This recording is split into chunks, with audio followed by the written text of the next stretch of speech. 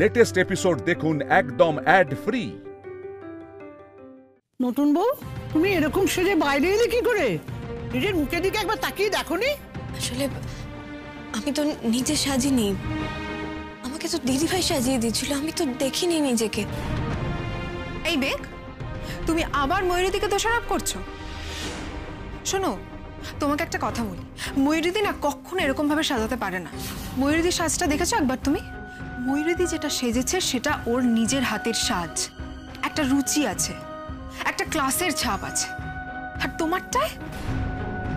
ঠিকই বলেছিস, আসলে ও নিজে নিজে সেজেছে, সামনে যা পেয়েছে খাবলে খাবলে মুখে মেখে নিয়েছে। আমরা ঘর থেকে বেরিয়ে যাওয়ার পর নিজের ইচ্ছে মতো যা ইচ্ছা করেছে। আচ্ছা, ও যদি করেও থাকে তো ময়ূরী একবার বলবে না যে ঠিক হচ্ছে না?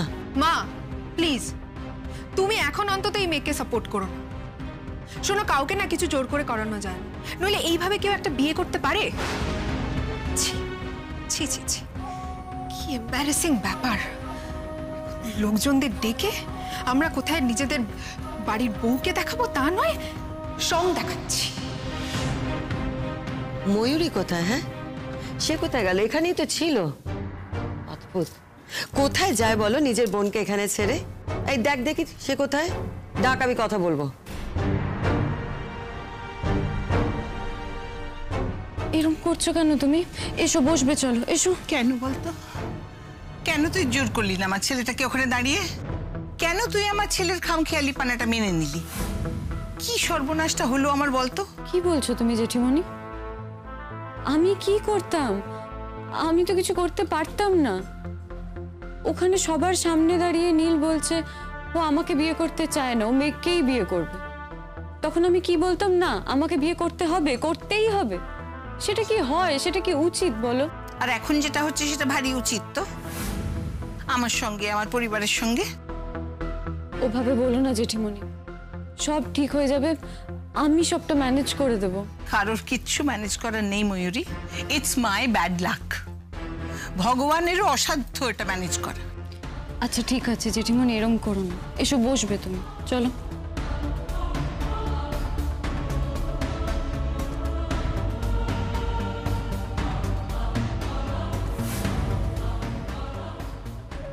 ওদিকেও নজর রাখতে হবে। মেঘনা আমাকে ভিলেন করে নিজের দিকে সহানুভূতির ঝড় তুলে ফেলে। না না, এত কথার কি আছে? দেখো, যেটা ঘটে গেছে ঘটে গেছে, যেটা ঘটেছে সেটা যদি ভুল হয় সেটাকে তো রেকটিফাই করতে হবে। এই গিনিমিনি, যা মেঘকে নিয়ে ঘরে যা, যা যা করার করে দে, একটু রেকটিফাই করে দে। আমি পারবো না ছোটকা, আমি না মেঘের তল্পি বাহক নই যে ওর পেছু পেছু ছুটে বেড়াবো।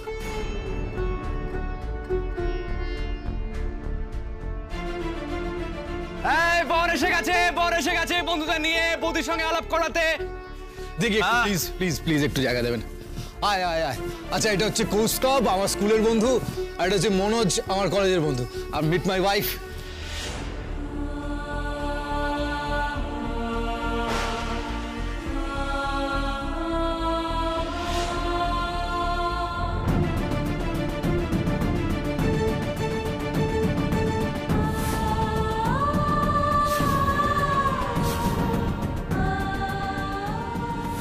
মেঘ, আজকের দিনটা তোর সারা জীবন মনে থাকবে, তোর জীবনের রেড লেটার ডে। ইয়েস, আমার প্রতিটা অপমান আমি ফিরিয়ে দিচ্ছি তোকে। এত আনন্দ বোধহয় সারা জীবনে আমি পাইনি। তোকে এখন আর কেউ বিশ্বাস করবে না রে মেঘ, কেউ না।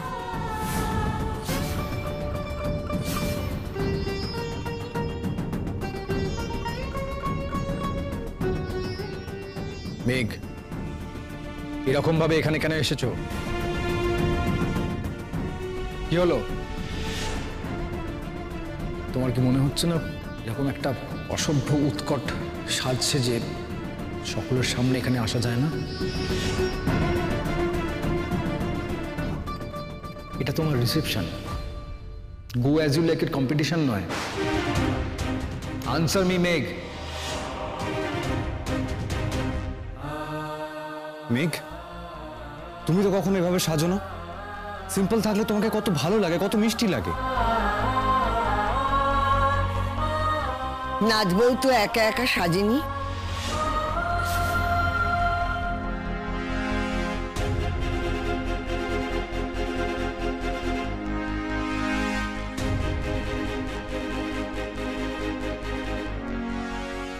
নাথ বউকে কথা শোনাচ্ছিস কেন? ওকে কি সাজিয়েছে সেটা খোঁজ কর। জাস্ট এ মিনিট, আমি তো ঠিক বলেছে, তুমি তো নিজে সাজনি, তোমাকে সাজাতে তো বাইরে থেকে লোক এসেছিল। তারা কোথায়? Call them, they have to answer. দাঁড়া নীল, দাঁড়া, একটু শান্ত হ তুই প্লিজ। শান্ত হব মানে? শান্ত হব মানেটা কি? বাইরের থেকে লোক এসে আমার স্ত্রীর সঙ্গে এরকম ভাবে অসভ্যতা করে যাবে, এরকম ভাবে মাসাকর করে দেবে, আর আমি শান্ত হব? মেঘ, তুমি কিছু বলনি ওদের? তুমি দেখোনি ওরা তোমাকে কিভাবে সাজাচ্ছে? চুপ করে থেকো না মেঘ, তোমার এটাই দোষ জানো তো, লোকে তোমার উপর অন্যায় করে আর তুমি চুপ করে থাকো। অলওয়েজ তুমি তাই করো, আগে নিজের বাড়িতে করতে, এখন এখানে করছো। কিনিমিনি, তোরা যা, ওদের ডেকে নিয়ে বল আমি ওদের ডেকেছি। তাদের ডাকার দরকার নেই, নাথ বউকে তারা সাজায়নি।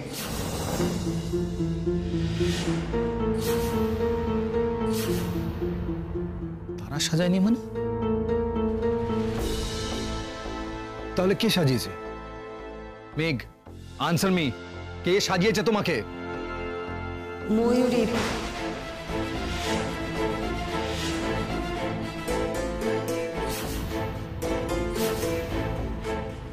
ময়ূরী তো ওকে সাজিয়েছিল।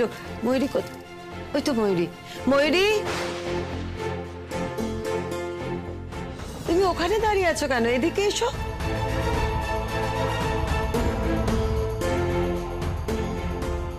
হ্যাঁ কাকিমণি, ওই সবাই নতুন বউকে দেখছিল তাই আমি।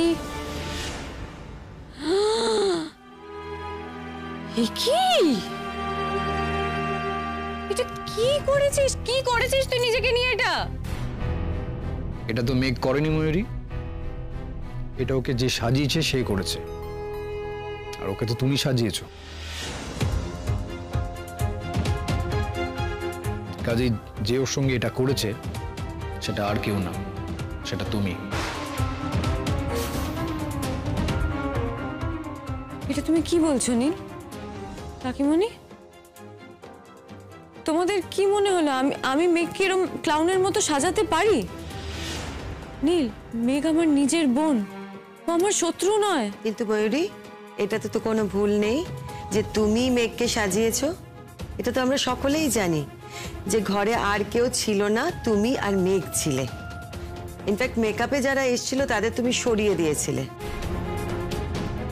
হ্যাঁ কাকিমণি, আমি ওকে সাজিয়েছিলাম ঠিক, কিন্তু প্রথমে এই মেঘ বল, তুই সবাইকে বল আমি তোকে এভাবে সাজিয়েছি। হ্যাঁ বল না, তোর মুখে এত পাউডার কেন? এত পাউডার কেন আমি কি করে জানবো দিদি ভাই? আমি তো কিছু না দেখেই তোকে বলেছিলাম যে আমার পাউডার বেশি মনে হচ্ছে।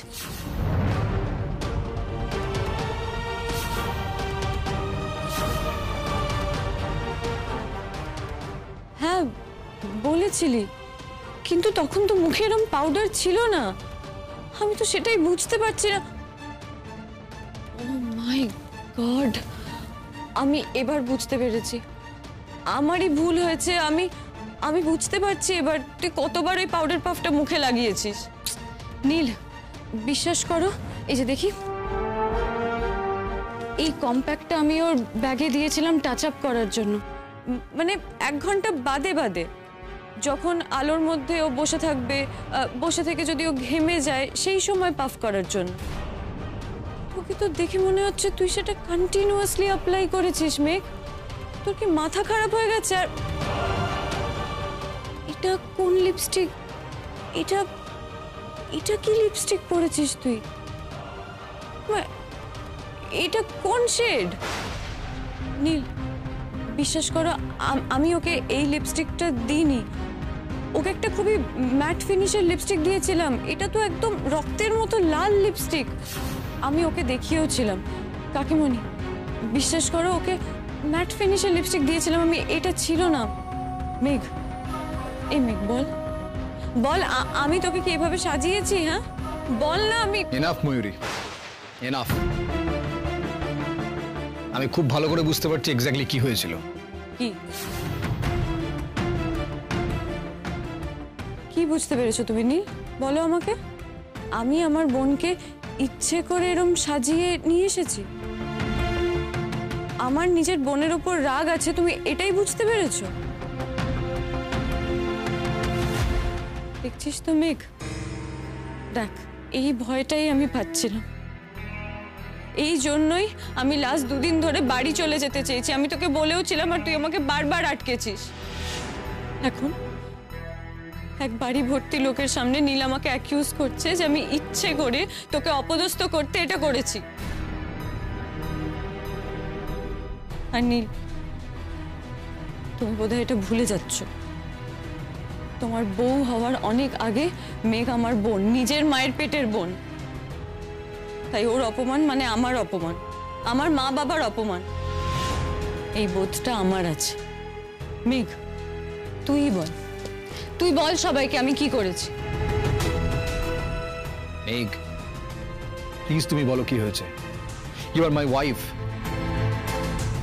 তোমাকে যদি কেউ অপদস্থ করার চেষ্টা করে আমি তাকে ছাড়বো না। নীল, মেঘকে কেউ কেন অপদস্থ করবে? আর ওই বা কেন অপদস্থ হবে? অপমান অসম্মান যা কিছু হচ্ছে সব তো আমাদের হচ্ছে, গাঙ্গুলি পরিবারের হচ্ছে। ওর তাতে কি যায় আসে? মা প্লিজ, তুমি জানো না মেঘকে এই সাজটা কে সাজিয়েছে? কে আবার সাজাবে?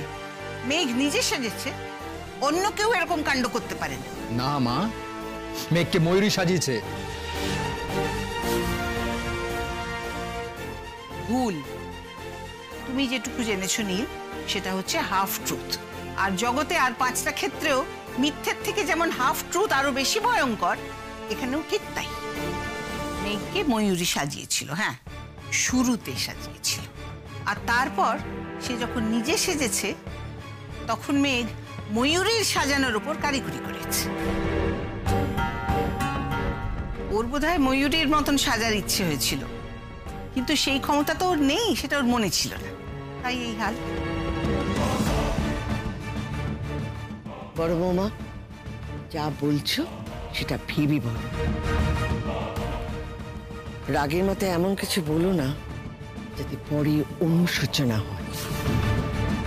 না মা, ভেবেই বলছি আর জেনেও বলছি। আর মেঘ, একটা কথা তুমি সারা জীবন জেনে রাখো, মাথার মধ্যে গেঁথে নাও ওই কথাটা। কাক যতই মেকআপ করুক, ময়ূর পুচ্ছ লাগাক, সে তো কাকই থাকবে।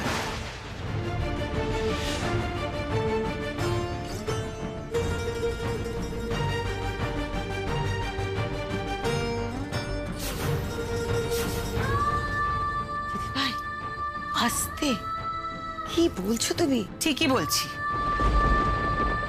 মা এক মিনিট। মেঘ, মা যেটা বলছে সেটা সত্যি। ময়ূরী তোমাকে সাজাবার পর তুমি নিজে নিজের মেকআপ করে এই চেহারা বানিয়েছ?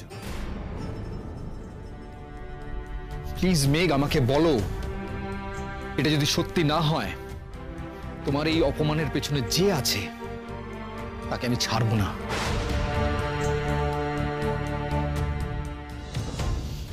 প্লিজ মেঘ, বলো আমাকে। নাদবু, সব সময় চুপ করে থাকলে ভালো হয় না। ভালো হওয়ার জন্য মুখ খুলতে হয়। মেঘ বলে দেবে না তো? অবশ্য বললেও ওকে কে বিশ্বাস করবে? কিন্তু নীল, ও তো মেঘের দিকেই ঝুঁকে আছে। আর এই বুড়িটাকে তো আমি...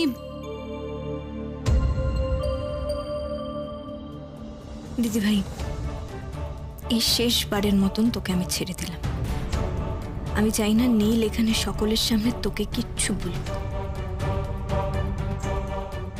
তোর অপমানটা মা বাপির অপমান হবে। তারা তো কোনো দোষ করেনি, তারা কেন অপমানিত হবে?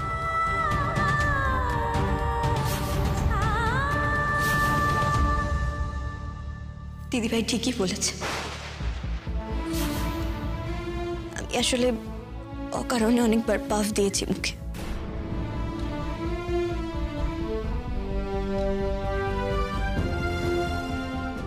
জানতাম আমি জানতাম। নীল, শুনলে তো? নিজের কানে শুনলে তো? না এতক্ষণ তো অন্যের মুখে অনেক কথা শুনেছিলে, এবার সত্যিটা নিজের কানে শুনেছো? আমি আমার বোনকে জন্ম থেকে চিনি। ও কি করে থাকতে পারে সেটা আমার থেকে বেটার কেউ জানে না। এনিওয়ে মেঘ, চল তাড়াতাড়ি চল, দেখি আমি কি ঠিক করতে পারি, ম্যানেজ করতে পারি। চল। জগতে সব কিছু ম্যানেজ করে ঠিক করা যায় না ময়ূরী। মেরামত করে একটা মানুষের রুচি, ক্লাস এসবগুলোকে ঠিক করা যায়? তাহলে ময়ূরী ঠিক বলেছিল, এটাই তুমি বলছো তো মেঘ? আমাকে এটা বিশ্বাস করতে বলছো যে তোমার নিজের এই চেহারাটা তুমি নিজেই করেছো, তাই তো? মেঘ, আমি একটা কথা বলি, দেখো যা হয়েছে তা ভুলে গিয়ে সামনের দিকটা দেখো। দেখো এখন যদি তুমি সব ধুয়ে মুছে এমনি চলে আসো, you will be the most beautiful. তোমার এসব বাইরের জিনিসের কি দরকার? ওয়েট, এক সেকেন্ড।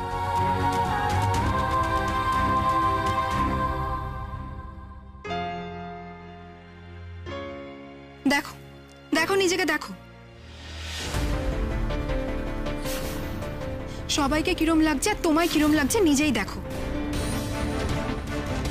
এই মেঘের বাড়ি সবাই এসে গেছেন, এই আসুন আসুন প্লিজ প্লিজ প্লিজ।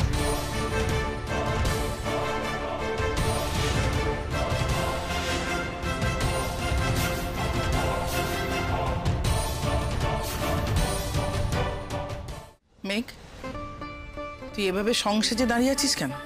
কেন আবার? আমাদের মান সম্মান সব ধুলোয় মিশিয়ে দেবার জন্যে, আর কি জন্যে? কোথায় যাচ্ছিস? কোথায় আবার? এই তামাশার মধ্যে আমার থাকতে ইচ্ছে করছে না। বন্ধুদের বউ দেখাতে নিয়ে আসছিলাম, ওরা দেখে নিয়েছে, যাচ্ছি। তোমার নাতবউ তো বলেই দিয়েছে ও নিজে শখ করে এরকম সেজেছে। কথাটা মেঘ বলেছে আর তুমি সেটা বিশ্বাস করে নিয়েছো, তাই তো? উপায় কি বলুন? আমি ওকে 1000 বার জিজ্ঞেস করেছি আর ও 1000 বারই বলেছে এটাই সত্যি। ওই বলেছে, আমার আর কি করার আছে বলুন?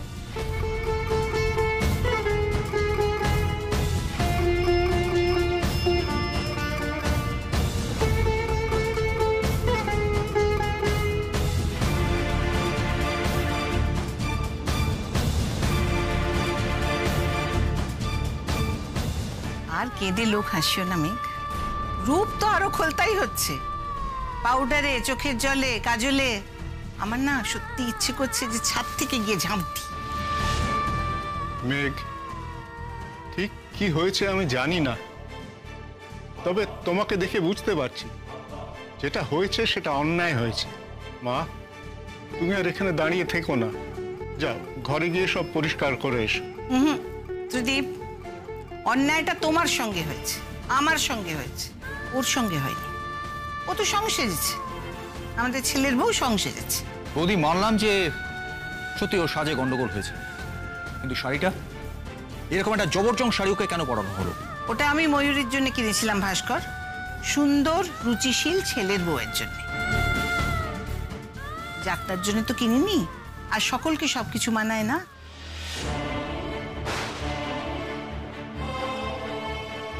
ইস, আমার না ইচ্ছে করছে আমি মরে যাই। মেঘ, তুই এটা কি করলি? আমার এত সুন্দর সাজটা এভাবে ম্যাসাকার করে দিলি। এত গাধা কেন তুই? যেটা বুঝিস না, যেটা জানিস না, সেটা তো জিজ্ঞেস করতে পারতি, জিজ্ঞেস করলি না কেন? জানো মা, জানো আমি কত সুন্দর করে সাজিয়েছিলাম মেঘকে, একদম রানীর মতো। আমি জানি তুমি কেমন সাজাও, সেটা আমি খুব ভালো করে জানি, কিন্তু রানী হবার যোগ্যতা তো সবার থাকে না। সাজালে কি হবে?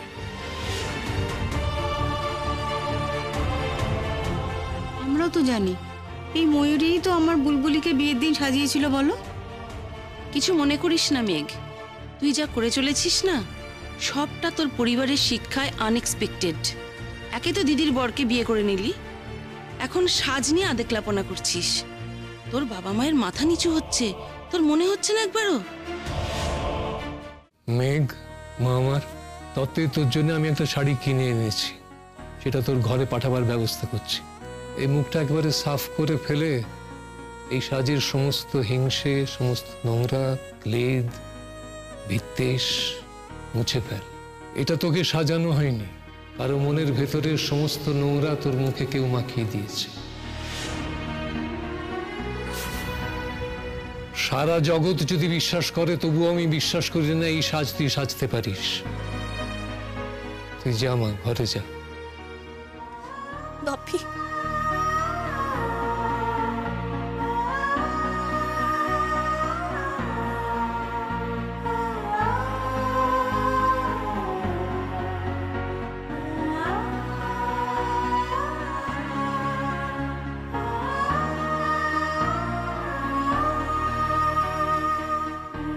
দাদুভাই, ভুল বোঝাটা খুব সোজা, কিন্তু নিজের মনের মধ্যে ঠিকটা বোঝা, সেটা মানা আর সেটার জন্য সকলের সঙ্গে লড়াই করা, এটা খুব কঠিন। All that glitters is not gold. এখানে চকচক করা অনেকেই আছে, কিন্তু তারা কেউ খাঁটি সোনা নয়।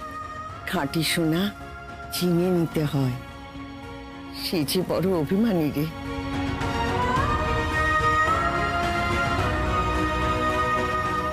মা, আমি মেঘের কাছে যাচ্ছি, জানি না ও আবার কি গন্ডগোল করে বসবে। তুমি দাঁড়াও ময়ূরী, তোমাকে কোথাও যেতে হবে না। তুমি তো একবার ছিলে, ও এবার একাই যা। কিছু মনে করবেন না অনিন্দ্যবাবু, আমার অবাক লাগছে আপনাকে দেখে। আপনার মেয়ের এই কাণ্ডটা দেখেও আপনি একবারের জন্যও তাকে কিছু বললেন না, একটা তিরস্কারের কথাও তো শুনলাম না। যে অপরাধটা সে করেনি, তার জন্য কেন তাকে তিরস্কার করব? বুঝেছি, আপনার প্রশ্রয়তেই আপনার ছোট মেয়েটি এরকম হয়েছে। যা খুশি তাই করে, এমনকি দিদির স্বামীকেও। নীল তখনও ময়ূরীর স্বামী হয়নি ডক্টর গাঙ্গুলি।